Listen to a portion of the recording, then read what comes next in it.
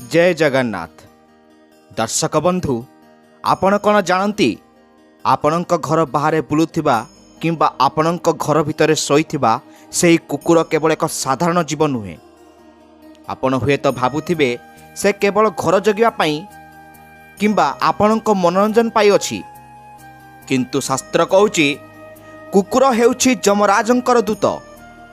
कुकुर हेउछि साक्षात कालभैरवंकर वाहन।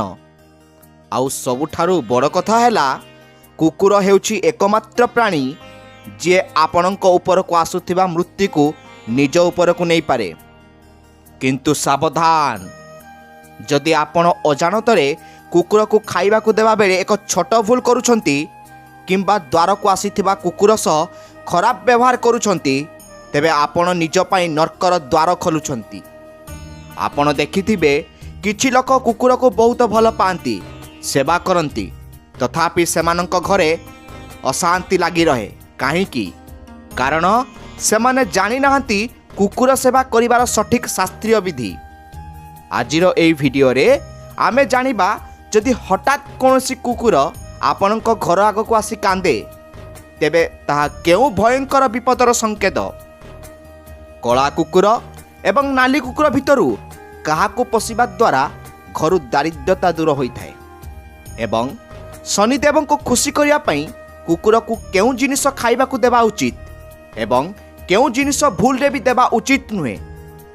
हृदय रे साहस बांधी वीडियोटी को शेष पर्यंत देखंतु, कारण आजिर एई तथ्य आपणक भाग्य बदलाई देई पारे।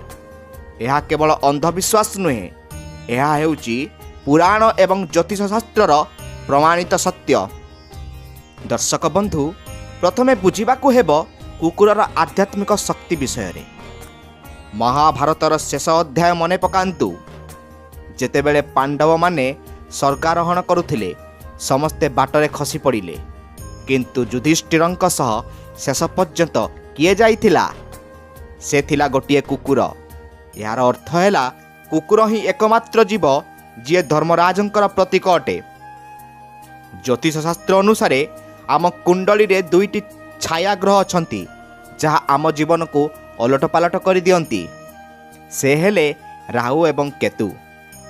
जदि आपणक काम हेउ हेउ अटकी जाउछि, जदि बिना कारण रे शरीर रे जंत्रणा हेउछि किंबा पुओ झियंकर विवाह भांगी जाउछि, तेबे बुझी जांतु आपणक केतु खराब अछि। आउ एही केतु ग्रह को शांत करिवार सबुठारु बड़ माध्यम हेउछि कुकुर।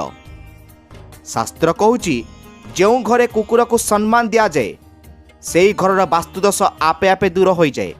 कारण कुकुर पाखरे एक अद्भुत शक्ति अछि। सेमाने आत्मा एवं नकारात्मक शक्ति को देखि पारंती। आपण केबे लक्ष्य करिसंती कि राति अधरे कुकुर माने काहेकि अद्भुत स्वर रे कांदंती?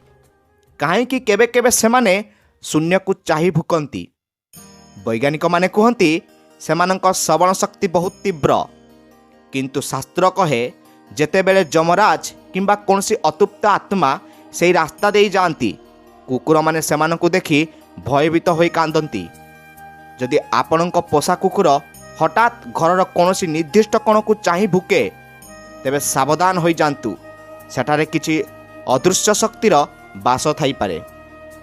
दर्शक बंधु, एबे आसंतु जानिबा एक अत्यंत गुरुत्वपूर्ण संकेत विषय रे। अनेक समय रे देखा जाए आम घरे बसीछु, हठात गोटे अजଣା कुकुर आसी आम द्वार मुहरे बसी जाए किंबा घर भीतर को पशिबाकू चेष्टा करे। आमे कौन करू? आमे विरक्त होई ताकू पत्थर मारू, बाड़ी रे गोड़ाऊ किंबा पानी छाटी तोड़ी दऊ। दर्शक बंधु, भूल रे भी यही काम करंतु नहीं। हाथ जोड़ुची, यही भूल करंतु नहीं। शास्त्र अनुसार जदि कोनोसी कुकुर निज इच्छा रे आपणक द्वार को आसुची, तेबे बुझी नियंतु स्वयं भैरव बाबा किंबा शनिदेवंक आपणक घर को आसीछंती आपणक परीक्षा करिबा पई, किंबा आपणक घर उपर को आसुथिबा कोनोसी बड़ विपद को से निज सांगरे नै जिबा को आसीछि। जदि सकाळ समय रे कोनोसी कुकुर आपणक घर आग को आसे, तेबे एहा माँ लक्ष्मी को आगमनर सूचना दिए। जदि आपण सेही समय रे ताकू खाइबा को दियंती, तेबे आपणकर अटकी रहिथिबा टंका ଫେରି ଆସିବାର ସମ୍ଭାବନା ବଢ଼ିଯାଏ। କିନ୍ତୁ ଯଦି ଆପଣ ସେହି ଅବଲା ଜୀବକୁ ମାରି ଘୋଡ଼ାଇ ଦିଅନ୍ତି, ତେବେ ଆପଣ ନିଜ ସୌଭାଗ୍ୟକୁ ନିଜ ଗୋଡ଼ରେ ଆଡ଼େଇ ଦେଲେ। କେତୁ ଗ୍ରହ ରୁଷି ଯାଆନ୍ତି ଏବଂ ଘରେ ଦୁର୍ଘଟଣା ଘଟିବାର ଭୟ ରହେ। କିନ୍ତୁ ଆପଣଙ୍କ ପାଇଁ ଏକ ବିଶେଷ ସୂଚନା ଅଛି, ଶୁଣନ୍ତୁ। ଯଦି କୁକୁର ଆପଣଙ୍କ ଘର ଆଗରେ ଆସି ବାନ୍ତି କରେ କିମ୍ବା ରୋଗାଗ୍ରସ୍ତ ହୋଇ ପଡ଼ି ରହେ, ତେବେ ଏହା ଖରାପ ସଂକେତ। ଏହାର ଅର୍ଥ ପରିବାରର କୌଣସି ସଦସ୍ୟଙ୍କ ସ୍ୱାସ୍ଥ୍ୟ ହଠାତ୍ ବିଗିଡ଼ିପାରେ। ସେହି କୁକୁରର ସେବା କରନ୍ତୁ, ଔଷଧ ଦିଅନ୍ତୁ। ଯଦି ସେ ସୁସ୍ଥ ହୋଇଗଲା, ତେବେ ବୁଝନ୍ତୁ ଆପଣଙ୍କ ଘରର ବିପଦ ଟଳିଗଲା। ବର୍ତ୍ତମାନ ଆପଣଙ୍କ ମନରେ ପ୍ରଶ୍ନ ଆସୁଥିବ, ତେବେ କ'ଣ ଘରେ କୁକୁର ପୋଷିବା ଉଚିତ? ଆଉ ଯଦି ପୋଷିବା, ତେବେ କେଉଁ ରଙ୍ଗର? ବାସ୍ତୁଶାସ୍ତ୍ର ଅନୁସାରେ ଘରେ କୁକୁର ରଖିବା ଅତ୍ୟନ୍ତ ଶୁଭ, କିନ୍ତୁ ଏହାର କିଛି ନିୟମ ଅଛି। ସବୁଠାରୁ ଶକ୍ତିଶାଳୀ ହେଲା କଳା ରଙ୍ଗର କୁକୁର। କଳା କୁକୁର ସାକ୍ଷାତ ଶନିଦେବ ଏବଂ କାଳଭୈରବଙ୍କର ପ୍ରତୀକ। ଯେଉଁ ଘରେ କଳା କୁକୁର ଥାଏ, ସେହି ଘରକୁ କେବେ ବି ନଜର ଦୋଷ, ତନ୍ତ୍ରମନ୍ତ୍ର କିମ୍ବା କଳା ଯାଦୁ ସ୍ପର୍ଶ କରିପାରେ ନାହିଁ। କଳା କୁକୁର ଘରର ସମସ୍ତ ନକାରାତ୍ମକ ଶକ୍ତିକୁ ନିଜ ଭିତରକୁ ଶୋଷି ନିଏ। ଯଦି ଆପଣଙ୍କର ଶନିଦଶା ଚାଲିଛି କିମ୍ବା 7.5 ଚାଲିଛି, ତେବେ ଆଖି ବନ୍ଦ କରି ଗୋଟିଏ କଳା କୁକୁରର ସେବା କରନ୍ତୁ, ତାପରେ ଦେଖିବେ ଚମତ୍କାର। କିନ୍ତୁ ଯଦି ଆପଣଙ୍କ ଘରେ ଶାନ୍ତି, ସୁଖ ଏବଂ ପ୍ରେମ ଚାହୁଁଛନ୍ତି, ତେବେ ବାଦାମୀ ବା ନାଲି ରଙ୍ଗର କୁକୁର ପାଳନ୍ତୁ। ଏହା ସୂର୍ଯ୍ୟ ଏବଂ ମଙ୍ଗଳଙ୍କର ଶକ୍ତି ବଢ଼ାଏ। କିନ୍ତୁ ସାବଧାନ, ଏକ ବଡ଼ ଭୁଲ ହେଉଛି ଅନେକ ଲୋକ ସଉକରେ କୁକୁର ଆଣନ୍ତି, କିନ୍ତୁ ତାକୁ ଠିକ୍ ଭାବେ ଖାଇବାକୁ ଦିଅନ୍ତି ନାହିଁ, ବାନ୍ଧି ରଖନ୍ତି କିମ୍ବା ବାଡ଼େଇଥାନ୍ତି। ମନେ ରଖନ୍ତୁ, କୁକୁରର ଲୁହ ଯେଉଁ ଘରେ ପଡ଼େ, ସେହି ଘର ବର୍ବାଦ ହେବାକୁ ବେଶୀ ସମୟ ଲାଗେ ନାହିଁ। ଯଦି ପୋଷିବାର କ୍ଷମତା ନାହିଁ, ତେବେ ଆଣନ୍ତୁ ନାହିଁ। କିନ୍ତୁ ଆଣି ଯଦି ଅନାଦର କରିବେ, ତେବେ ତା ମହାପାପ ହୋଇଥାଏ। ଦର୍ଶକ ବନ୍ଧୁ, ଏ ତ ଥିଲା କୁକୁରର ରହସ୍ୟ, କିନ୍ତୁ ଅସଲ କଥା ତ ଏବେ ବାକି ଅଛି। କୁକୁରକୁ କ'ଣ ଖାଇବାକୁ ଦେବେ? ଆପଣ ଜାଣିଛନ୍ତି କି ରୁଟିରେ ଏମିତି ଏକ ବିଶେଷ ଜିନିଷ ଲଗାଇ କୁକୁରକୁ ଖୁଆଇଲେ ଆପଣଙ୍କର ଦୁର୍ଭାଗ୍ୟ ସୌଭାଗ୍ୟରେ ବଦଳିଯାଏ। ଏବଂ କେଉଁଦିନ କୁକୁରକୁ କ୍ଷୀର ଦେବା ମନା। କୁକୁର ଯଦି ଆପଣଙ୍କ ଦେହରେ ଘଷି ହୁଏ, ତାହାର ଅର୍ଥ କ'ଣ? ଏହି ସମସ୍ତ ଗୂଢ଼ ରହସ୍ୟ ଆମେ ଜାଣିବା ଏହି ଭିଡ଼ିଓରେ। ସେ ପର୍ଯ୍ୟନ୍ତ ଏହି ଭିଡ଼ିଓକୁ ଜମାରୁ ସ୍କିପ୍ କରନ୍ତୁ ନାହିଁ। ଯଦି ଭିଡ଼ିଓକୁ ଭଲ ଲାଗୁଛି, ତେବେ ଭିଡ଼ିଓକୁ ଲାଇକ୍ ଏବଂ ସବସ୍କ୍ରାଇବ୍ କରିଦିଅନ୍ତୁ। ଚାଲନ୍ତୁ ଦର୍ଶକ ବନ୍ଧୁ, ଡେରି ନକରି ଭିଡ଼ିଓକୁ ସମ୍ପୂର୍ଣ୍ଣ ଭାବେ ଦେଖିବା। ଏହି ଭିଡ଼ିଓରେ ମୁଁ ଆପଣଙ୍କୁ ଏମିତି ଏକ ଚମତ୍କାରୀ ତଟକା କହିବି, ଯାହା କଲେ ଆପଣଙ୍କ ଶତ୍ରୁ ମଧ୍ୟ ମିତ୍ର ପାଲଟିଯିବେ। ସେଥିପାଇଁ ଅପେକ୍ଷା କରନ୍ତୁ, କାରଣ ପରବର୍ତ୍ତୀ ସମୟ ଆପଣଙ୍କର ରୋମାଞ୍ଚକର ହେବାକୁ ଯାଉଛି। ଦର୍ଶକ ବନ୍ଧୁ, ଭିଡ଼ିଓର ପ୍ରଥମରୁ ଆମେ ଜାଣିଲେ ଯେ କୁକୁର କେବଳ ଏକ ପଶୁ ନୁହେଁ, ସେ ହେଉଛି ଭୈରବଙ୍କର ଦୂତ। କିନ୍ତୁ ଏବେ ଆମେ ସେହି ଗୁପ୍ତ ରହସ୍ୟ ଉପରେ ପରଦା ଉଠାଇବା, ଯାହା ଜାଣିଲେ ଆପଣ ଆଶ୍ଚର୍ଯ୍ୟ ହୋଇଯିବେ। ଆପଣ କୁକୁରକୁ ବିସ୍କୁଟ ଦେଉଛନ୍ତି, ଭାତ ଦେଉଛନ୍ତି, ଭଲ କଥା। କିନ୍ତୁ ଆପଣ ଜାଣନ୍ତି କି ରୋଷେଇ ଘରର ଏମିତି ଏକ ନିର୍ଦ୍ଦିଷ୍ଟ ଜିନିଷ ଅଛି, ଯାହାକୁ ଯଦି ଆପଣ କୁକୁରକୁ ଖୁଆଇ ଦେବେ, ତେବେ ଆପଣଙ୍କର ବର୍ଷ ବର୍ଷର ପୁରୁଣା ଶତ୍ରୁତା ମୁହୂର୍ତ୍ତକରେ ଶେଷ ହୋଇଯିବ। ଯଦି ଆପଣଙ୍କ ଉପରେ କରଜର ବୋଝ ବଢ଼ିଯାଇଛି, କୋର୍ଟ କଚେରୀ ମାମଲା ଛିଡ଼ୁନାହିଁ, ତେବେ କୁକୁର ହେଉଛି ଆପଣଙ୍କର ଏକମାତ୍ର ସାହାରା। ଆଜି ଆମେ ଜାଣିବା ଘରର ଶେଷ ରୁଟି କୁକୁରକୁ କାହିଁକି ଦିଆଯାଏ। କୁକୁର ଯଦି ଆପଣଙ୍କ ଗୋଡ଼ରେ ଘଷି ହୁଏ, ତେବେ ତାହା କେଉଁ ଶୁଭ ଖବରର ସଂକେତ? ଏବଂ ସବୁଠାରୁ ଗୁରୁତ୍ୱପୂର୍ଣ୍ଣ ହେଉଛି କୁକୁରକୁ କେଉଁଦିନ କ୍ଷୀର ଦେବା ମନା। ଭିଡ଼ିଓଟିକୁ ଶେଷ ପର୍ଯ୍ୟନ୍ତ ଦେଖନ୍ତୁ, କାରଣ ଶେଷରେ ମୁଁ ଆପଣଙ୍କୁ ସେହି ମହା ଉପାୟ କହିବି, ଯାହା ଆପଣଙ୍କ ଭାଗ୍ୟରେ ଚାବିକାଠି ବନିପାରେ। ଦର୍ଶକ ବନ୍ଧୁ, ଆସନ୍ତୁ ପ୍ରଥମେ ଜାଣିବା କୁକୁରକୁ କ'ଣ ଖାଇବାକୁ ଦେଲେ ଶନିଦେବ ଏବଂ ରାହୁ ଶାନ୍ତ ହୁଅନ୍ତି। ଆଜିକାଲି ଆମେ ବଜାରରୁ ବିସ୍କୁଟ କିଣି କୁକୁରକୁ ଦେଇଦେଉ। ସେବା ହିସାବରେ ଏହା ଠିକ୍, କିନ୍ତୁ ଜ୍ୟୋତିଷ ଶାସ୍ତ୍ର ଅନୁସାରେ ଏହାର ପ୍ରଭାବ କମ୍। ଶନିଦେବଙ୍କୁ ଖୁସି କରିବାର ସବୁଠାରୁ ବଡ଼ ଅସ୍ତ୍ର ହେଲା ସୋରିଷ ତେଲ ଲଗା ରୁଟି। ହଁ, ଆପଣ ଠିକ୍ ଶୁଣିଛନ୍ତି। ଶନିବାର ଦିନ ଗୋଟିଏ ରୁଟି ବନାନ୍ତୁ, ସେଥିରେ ଭଲ ଭାବରେ ଖାଣ୍ଟି ସୋରିଷ ତେଲ ବୋଳି ଦିଅନ୍ତୁ। ଏବେ ଏହି ରୁଟିକୁ ନିଜ ମୁଣ୍ଡ ଉପରେ 7 ଥର ବୁଲାଇ କୌଣସି କଳା କୁକୁରକୁ ଖାଇବାକୁ ଦିଅନ୍ତୁ। ଯଦି କଳା କୁକୁର ମିଳୁନାହିଁ ତେବେ ଯେକୌଣସି କୁକୁରକୁ ଦେଇପାରିବେ। ଶାସ୍ତ୍ର କହୁଛି ଯେତେବେଳେ କୁକୁର ସେହି ତେଲ ଲଗା ରୁଟିକୁ ଚୋବାଇ ଚୋବାଇ ଖାଏ ସେତେବେଳେ ଆପଣଙ୍କ କୁଣ୍ଡଳୀରୁ 7.5 ଏବଂ ଶନି ମହାଦଶାର କଷ୍ଟ କମିବାକୁ ଲାଗିଥାଏ। ଯେଉଁମାନଙ୍କର ରାହୁ ଦୋଷ ଅଛି ସେମାନେ ରୁଟିରେ ଟିକିଏ ଗୁଡ଼ ଲଗାଇ ଖାଇବାକୁ ଦିଅନ୍ତୁ।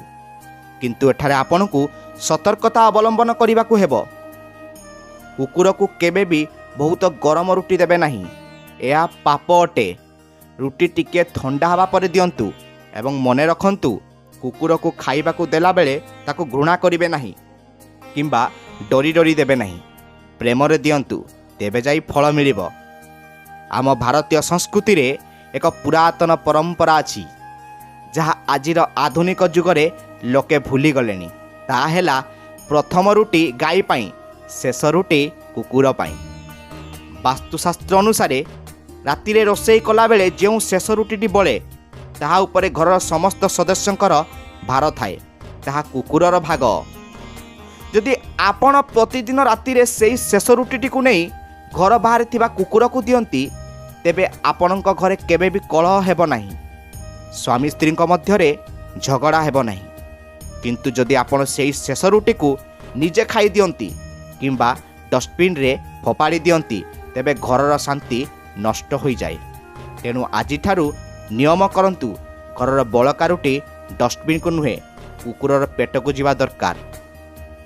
ବର୍ତ୍ତମାନ ଆସନ୍ତୁ ଜାଣିବା ଶକୁନ ଶାସ୍ତ୍ର ଅନୁସାରେ କୁକୁରର କିଛି ଅଦ୍ଭୁତ ବ୍ୟବହାର ବିଷୟରେ।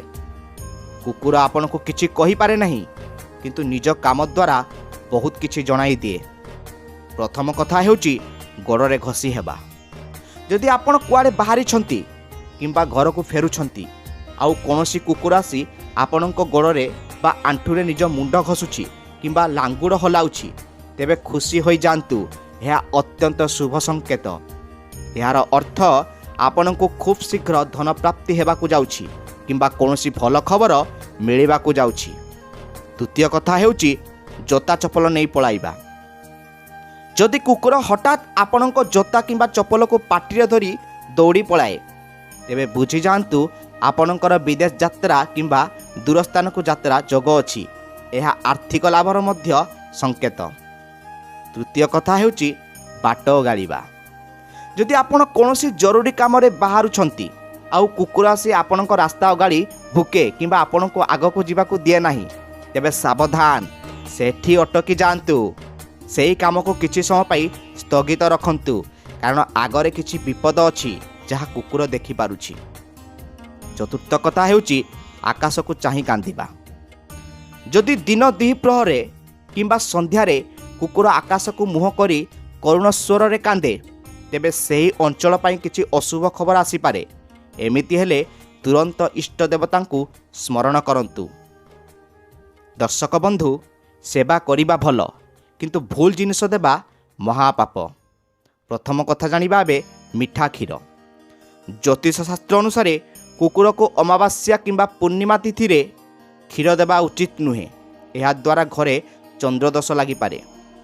ଦ୍ୱିତୀୟରେ ଜାଣିବା ବାସି ଓ ପଚା ଖାଦ୍ୟ। ଅନେକ ଲୋକ ଘରର ପଚାସଢ଼ା ଖାଦ୍ୟ କୁକୁରକୁ ଦିଅନ୍ତି। ମନେ ରଖନ୍ତୁ କୁକୁର ହେଉଛି ଭୈରବଙ୍କର ସ୍ୱରୂପ। ତାକୁ ଖରାପ ଖାଦ୍ୟ ଦେଲେ ଆପଣଙ୍କର ରାହୁ ଖରାପ ହୋଇଯାଏ ଯାହାଫଳରେ ମାନସିକ ଅଶାନ୍ତି ବଢ଼େ। ତୃତୀୟ କଥା ହେଉଛି ମସଲାଯୁକ୍ତ ଖାଦ୍ୟ। କୁକୁରକୁ କେବେ ବି ଅତ୍ୟଧିକ ତେଲ ମସଲା ବା ରାଗ ଖାଦ୍ୟ ଦିଅନ୍ତୁ ନାହିଁ, ଏହାଦ୍ୱାରା ସେ ଅସୁସ୍ଥ ହୋଇପାରେ ଆଉ ତା'ର ଅଭିଶାପ ଆପଣଙ୍କୁ ହିଁ ଲାଗିବ। ଚତୁର୍ଥ କଥା ହେଉଛି ନିଜେ ଖାଉଥିବା ଥାଳି। ନିଜେ ଖାଉଥିବା ଅଇଁଠା ଥାଳିରେ କୁକୁରକୁ ଖାଇବାକୁ ଦିଅନ୍ତି ନାହିଁ, ଏହାଦ୍ୱାରା ଘରର ବରକତ ଚାଲିଯାଏ। ତା ପାଇଁ ଅଲଗା ପାତ୍ର ବ୍ୟବହାର କରନ୍ତୁ କିମ୍ବା ତଳେ କାଗଜ ପକାଇ ଦିଅନ୍ତୁ। ଦର୍ଶକ ବନ୍ଧୁ, ଏବେ ଆସନ୍ତୁ ଜାଣିବା ସେହି ମୁହୂର୍ତ୍ତକୁ ଯାହା ପାଇଁ ଆପଣ ଅପେକ୍ଷା କରିଛନ୍ତି, ଶତ୍ରୁନାଶର ମହା ଉପାୟ। ଯଦି କେହି ଶତ୍ରୁ ଆପଣଙ୍କୁ ବହୁତ ହଇରାଣ କରୁଛି, ଆପଣଙ୍କ ନାଁରେ ମିଛ ଅପବାଦ ଦେଉଛି, ତେବେ ଚୁପଚାପ ଏହି କାମଟି କରନ୍ତୁ। ଶନିବାର କିମ୍ବା ମଙ୍ଗଳବାର ଦିନ ଗୋଟିଏ ରୁଟି ବନାନ୍ତୁ ସେହି ରୁଟି ଉପରେ ସୋରିଷ ତେଲ ଲଗାନ୍ତୁ। ଏବେ ସେହି ରୁଟି ଉପରେ ନିଜର ଆଙ୍ଗୁଠିରେ ସିନ୍ଦୁର କିମ୍ବା କଜଳରେ ସେହି ଶତ୍ରୁର ନାମ ଲେଖନ୍ତୁ। ଏବେ ସେହି ରୁଟିକୁ ନେଇ କୌଣସି କଳା କୁକୁରକୁ ଖାଇବାକୁ ଦିଅନ୍ତୁ। ଯେତେବେଳେ କୁକୁର ସେହି ରୁଟିକୁ ଛିଣ୍ଡାଇ ଖାଇବ, ଭାବି ନିଅନ୍ତୁ ଆପଣଙ୍କ ଶତ୍ରୁର କୁଚକ୍ରାନ୍ତ ସେମିତି ଛିଣ୍ଡି ଯାଉଛି। ଏହା ଏକ ଅତ୍ୟନ୍ତ ଶକ୍ତିଶାଳୀ ଟୋଟକା। ମାତ୍ର 3ରୁ 5ଟି ଶନିବାର ଏହା କଲେ ଶତ୍ରୁ ଆପେ ଆପେ ଶାନ୍ତ ପଡ଼ିଯିବେ କିମ୍ବା ମିତ୍ର ପାଲଟିଯିବେ। କିନ୍ତୁ ମନେ ରଖନ୍ତୁ, କାହାର ଅମଙ୍ଗଳ ଚିନ୍ତା କରି ଏହା କରିବେ ନାହିଁ, କେବଳ ଆତ୍ମରକ୍ଷା ପାଇଁ କରିବେ। ଦର୍ଶକ ବନ୍ଧୁ, ଶେଷରେ ଗୋଟିଏ କଥା, କୁକୁର ହେଉଛି ମଣିଷର ସବୁଠାରୁ ବିଶ୍ୱସ୍ତ ସାଥୀ। ଭଗବାନ ଆମକୁ ମଣିଷ ଜନ୍ମ ଦେଇଛନ୍ତି ଯେପରି ଆମେ ଅନ୍ୟ ଜୀବଙ୍କ ସେବା କରିପାରିବା। ଆପଣ ଯେତେ ପୂଜାପାଠ କରନ୍ତୁ, ଯେତେ ମନ୍ଦିର ଯାଆନ୍ତୁ, କିନ୍ତୁ ଯଦି ଆପଣଙ୍କ ଦ୍ୱାରକୁ ଆସିଥିବା ଏକ ଭୋକିଲା କୁକୁରକୁ ଆପଣ ଲାଠି ମାରି ତୋଡ଼ି ଦେଉଛନ୍ତି, ତେବେ ଜଗନ୍ନାଥ କେବେ ବି ଆପଣଙ୍କ ପୂଜା ଗ୍ରହଣ କରିବେ ନାହିଁ, କି ସ୍ୱୟଂ ଶନିଦେବ ବି ଆପଣଙ୍କ ଉପରେ କେବେ ବି ଶାନ୍ତି ହେବେ ନାହିଁ। ଗୋଟିଏ ରୁଟି ବା ଗୋଟିଏ ବିସ୍କୁଟ ଦେଲେ ଆପଣଙ୍କ ଧନ କମିଯିବ ନାହିଁ, କିନ୍ତୁ ସେହି ଅବଲା ଜୀବର ଆଶୀର୍ବାଦ ଆପଣଙ୍କୁ ବଡ଼ ବଡ଼ ଦୁର୍ଘଟଣାରୁ ବଞ୍ଚାଇ ଦେବ। ଆଜିଠାରୁ ପ୍ରତିଜ୍ଞା କରନ୍ତୁ, ନିଜ ଘର ଆଖପାଖରେ ଥିବା କୁକୁରମାନଙ୍କୁ ଘୃଣା ନ କରି ଟିକେ ସ୍ନେହ ଦିଅନ୍ତୁ। ଏହି ଭିଡ଼ିଓକୁ ସମସ୍ତଙ୍କ ସହ ସେୟାର କରନ୍ତୁ, ଯେପରି କେହି ବି ଅଜାଣତରେ ଏହି ଭୁଲ କରିବେ ନାହିଁ। ଦର୍ଶକ ବନ୍ଧୁ, ଆଜିର ଏହି ଜ୍ଞାନବୋଧକ ଉପସ୍ଥାପନା ଯଦି ଆପଣଙ୍କୁ ପସନ୍ଦ ଆସିଛି, ତେବେ ଆମ ଭିଡ଼ିଓକୁ ଲାଇକ୍ ଏବଂ ସବସ୍କ୍ରାଇବ୍ କରିଦିଅନ୍ତୁ। ଏବଂ ଯଦି ଆପଣ ଶନିଦେବ ଏବଂ ଭୈରବ ବାବାଙ୍କୁ ଅନ୍ତରରୁ ଭଲ ପାଉଥିବେ, ତେବେ ତଳେ ଯାଇଥିବା କମେଣ୍ଟ ବକ୍ସରେ ଜୟ ଶନିଦେବ, ଜୟ ଭୈରବ ବାବା ଲେଖିବାକୁ ଭୁଲିବେ ନାହିଁ। ଯାହାଫଳରେ ଆମେ ଭାବିବୁ ଆମ ପରିଶ୍ରମ ଆପଣଙ୍କ ଜୀବନରେ କିଛି ଆଧ୍ୟାତ୍ମିକତାର ଭାବନାକୁ ଉନ୍ନତି କରାଇ ପାରିଛି। ଆମେ ପ୍ରାର୍ଥନା କରୁଛୁ ନ୍ୟାୟର ଦେବତା ଶନିଦେବ ଆପଣଙ୍କର ପରିବାରକୁ ସବୁବେଳେ ହସ ଖୁସିରେ ରଖିଥାନ୍ତୁ। ପୁଣି ଦେଖାହେବା ଆଉ ଏକ ଆଧ୍ୟାତ୍ମିକ ରହସ୍ୟ ସହିତ। ସେ ପର୍ଯ୍ୟନ୍ତ ଆମକୁ ବିଦାୟ ଦିଅନ୍ତୁ। ରହୁଛି, ଧନ୍ୟବାଦ।